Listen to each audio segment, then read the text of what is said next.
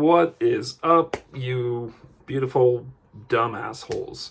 It's me. I'm back. Your commissioner's back. I know I owe you a video. You know I owe you a video. It's been weeks. Do appreciate that you guys have not been giving me too much shit about that, but here we are. We are in week 10 of our season. I think the last video was it might have been week 4. I'm not it could have been 5 weeks that I've missed. But we're here. I'm going to give you a recap of last week. I'm going to give you a breakdown of the playoff situation, and I'm going to pick these weeks, and I'm going to assign a video game franchise that represents your team in this video. So appreciate you guys being here with me, and let's get started right away. Okay, so the week 9 recap. Daryl took my team down. Okay, it was close for a while, and then Justin Herbert did nothing. It was that cat doing cat things. It was 150 to 130. 20-point spread, not the best. Sean beat Bert 165 to 150. This says Steve and Bert had a close game, and that can't be true. And that is going to be Steve and Phil, I'm assuming. So Steve and Phil had a close game that Steve won 157 to 154. I've got my notes on the computer right down here below the screen, so if I keep looking down, that's what I'm doing. So Steve, close game against Phil. I'm assuming, I think that is Phil. Steve won that 157 to 154. Very important win in our league, actually. Lucas dominated Mark the way Mark likes it, 176 to 79 for the large margin of victory of the week. Congrats, Lucas, on that. Adam scored what I'm assuming is his highest points of the year, and beat JD 170 to 148. So the single-digit DOMs, dominated a little bit here. So well done. Now here's the current playoff situation. Lucas and Daryl currently would have the first round bye. That's kind of the reason that the Steve and Phil game, where Steve took Phil down, is really important, because that took Phil out of that first round bye. So currently Lucas and Daryl would have the first round bye. Steve and Bert would face off in the 4 versus 5 game, and somehow I'm still in the playoffs, and would face Phil in the 3v6 game. I haven't had the greatest run of luck recently. My points seem to be better than my record, but I'm still in the playoffs somehow. I didn't think I was. With Sean right behind me. Sean's kind of rallying. So, he's there to pick off that 5 or 6 spot.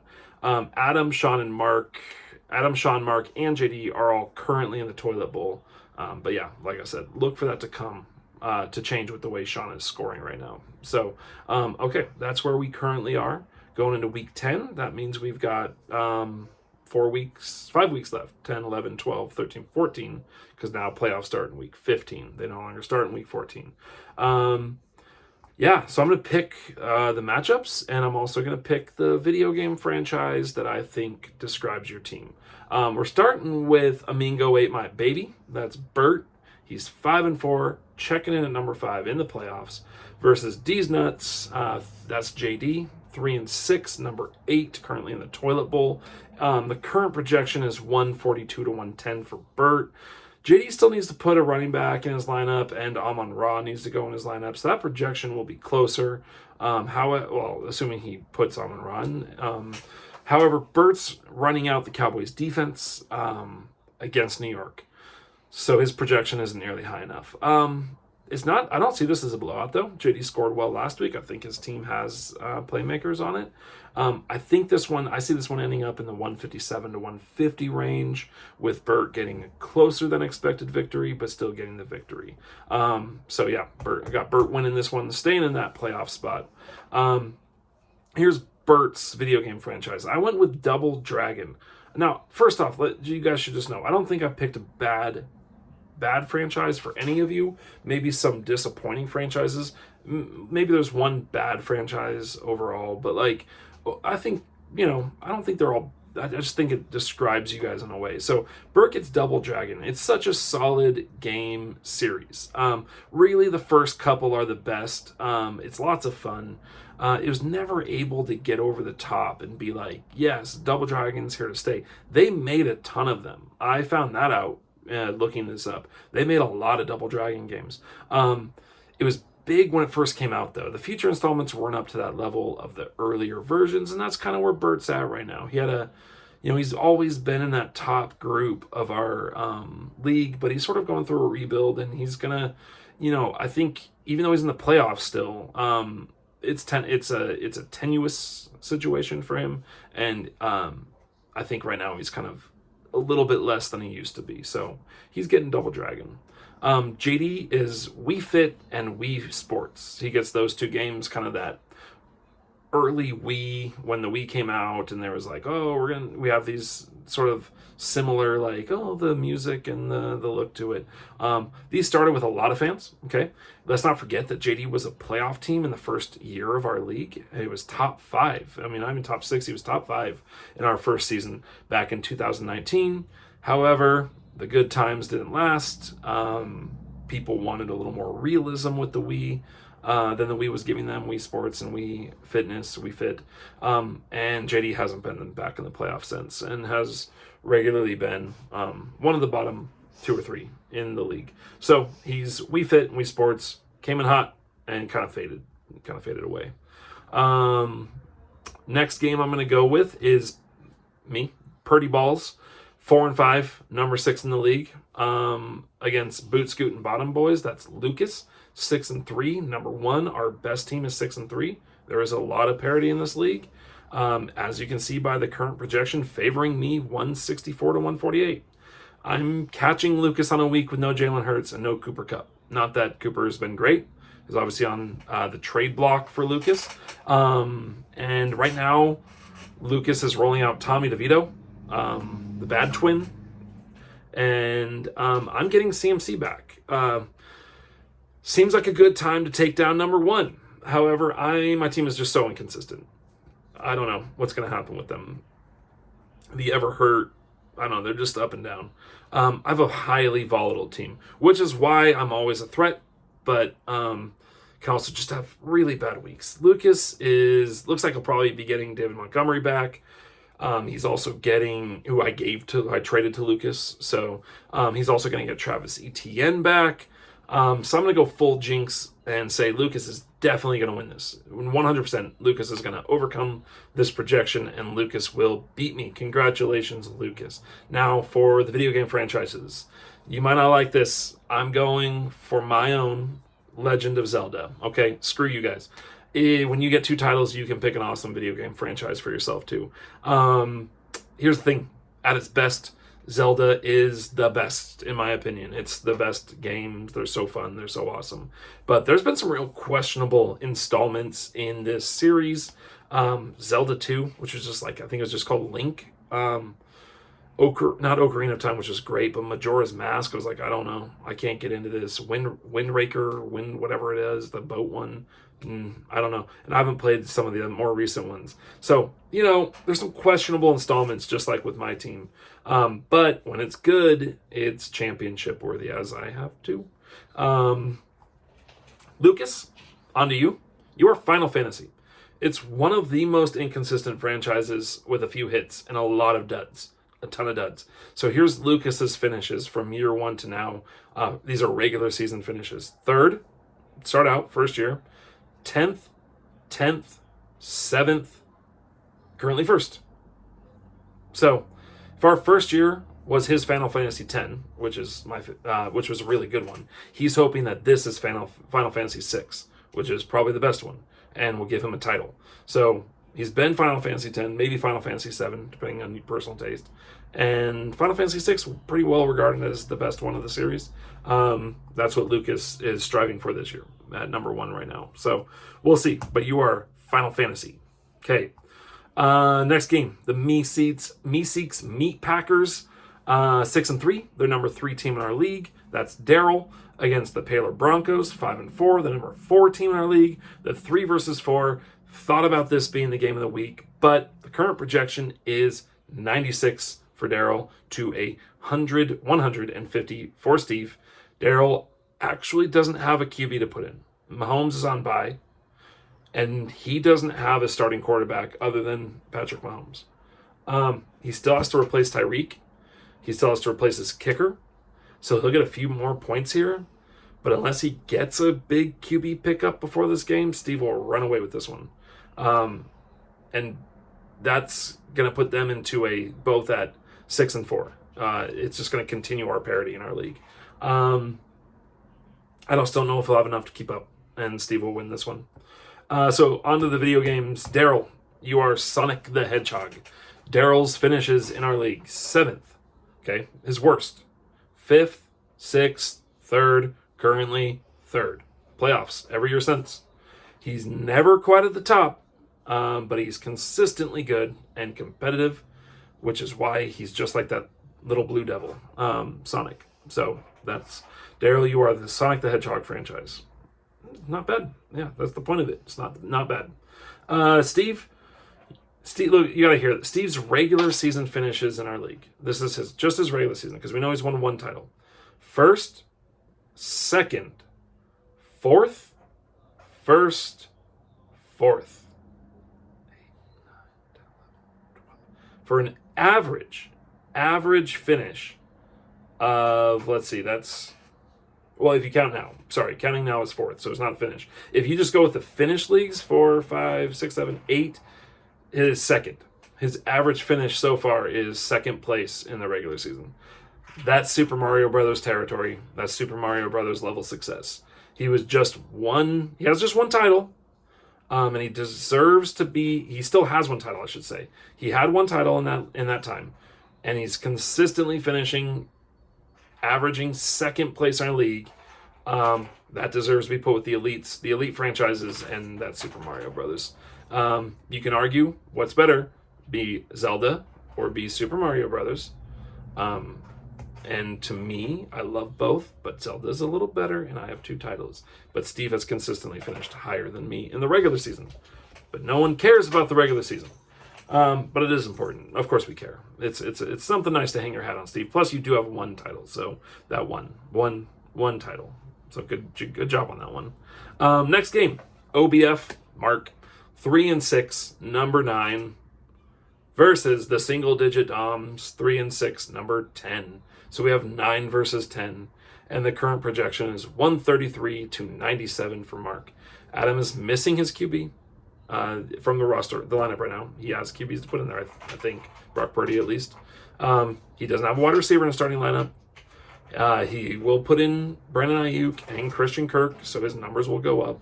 Mark has his tight end out, so he will get a little bit of a bump too. Adam keeps waiting for Arthur Smith to not be terrible. I don't think it's going to happen. I think it's going to stay terrible. When he gets fired, though, watch out for Bijan.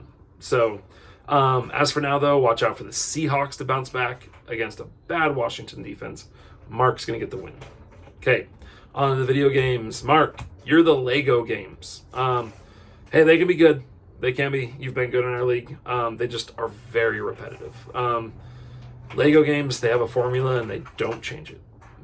All they do is say, like, hey, it's no longer Lego Star Wars, now it's Lego Harry Potter. It's like, this feels like the exact same game. They're like, it is the exact same game. There's nothing that has changed in this game except like Harry Potter from Star Wars. Harry Star Wars. I don't know. Or Jurassic Park. Okay, yeah. So they just change a couple features, change a little bit of a look to it, they rebrand it, throw it out as another title, new season, and they were all the same game. That's Mark. All Seahawks, all the time, and if they're good, the game is good. If you like Harry Potter Lego will probably be fine for you. So, Mark, you are the Lego games. You are the Lego games. So many ways, that's true. Adam, I'm sorry about this. I thought it long and hard about this. I really did. Adam, you're Turok the Dinosaur Hunter, okay? From Nintendo 64, I believe. It's not a great start, okay? Love the 64, but if that's where your game got to start, it's probably not around very well anymore. Turok the Dinosaur Hunter, a franchise without a lot of success, okay? That's also based on just a really weird idea. Let's make a game about a guy who hunts dinosaurs with a bow for some reason. And there's like some magic or science in there. I don't know what it is, but There's weird things in there. It's not just like him and dinosaurs. That's what's weird about it. It's a very strange like concept. Sort of like drafting a tight end with the #1 pick in a rookie draft. What could go wrong? Okay, so your team is Turok the Dinosaur Hunter. It's not their fault. They're, it's a strange idea. It's just a strange idea. All right, game of the week here. Phil, I'm here for the trophy. I'm here for the championship. It's an emoji there, open to interpretation. Here for the cup. Okay. Anyways, here for something. 6-3, and he's #2. So he's close to that something. He's playing Portland Ducks. That's Sean. 4-5, #7 in our league. Current projection is 145 to 168, favoring Sean. Sean got off to a rough start with injuries this year, affected his team after having injury-riddled campaign last year. Now, his team is starting to roll. I could definitely see another wave of explosive diarrhea or exploding rectal herpes. I don't know if they pop or explode, what the physics is, but I could see it happening. However, in this game, he's facing Phil, who has his own issues with injuries. Justin Jefferson out. He's also got A.J. Brown on the Eagles D on bye. Phil's going to try to rely on Alvin Kamara and Jared Goff to go off, carry him, while Sean is looking at finally getting consistent points from his four-headed running back squad of Jonathan Taylor, Breece Hall, Javonte Williams, and Najee Harris. It's a good look. He's also hoping Jamar Chase is good. This is why Sean won 2 years ago. This type of lineup. It's a point scoring lineup for sure. A lot of guys who can just blow up a game. So you only need 1 or 2 of them to do it, and you end up winning. So this is a good tight end matchup with Phil rolling out Hawkinson against Sean's Mark Andrews. Okay, in the end, I think Sean comes away with this win against a shorthanded Phil. It's gonna put him still right in that place for #6. And if I lose to Lucas, as I'm predicting, Sean would move into the playoffs. I would move into the toilet bowl. Video game finishes. Phil, here's your finishes so far in the league.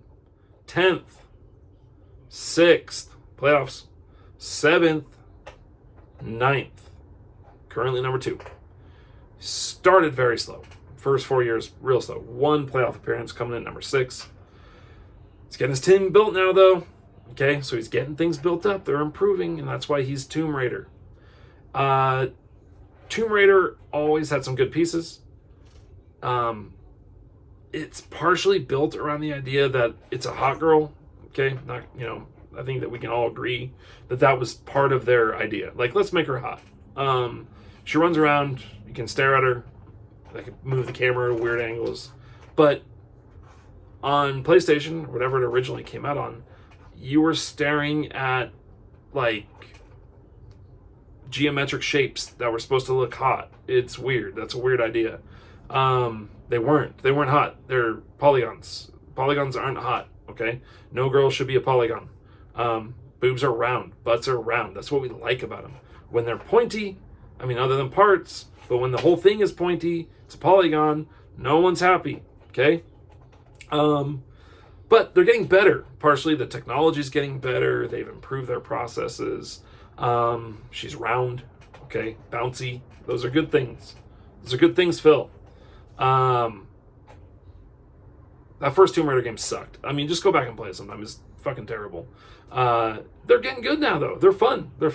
And she's actually like a hot, like, computerized character thing. So, good work, Phil.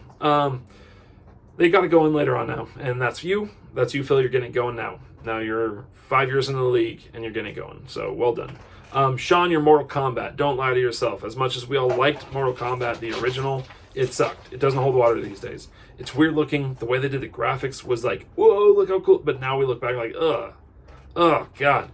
All video games, of course, but like the weird attempt at making it realistic looking, it's just strange, and it made it a little herky-jerky at times.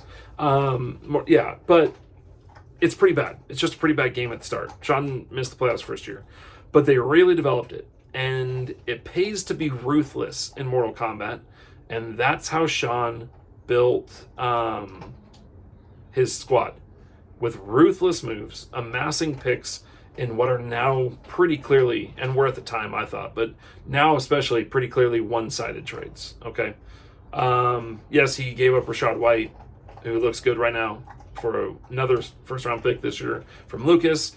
And is Rashad White worth a late first?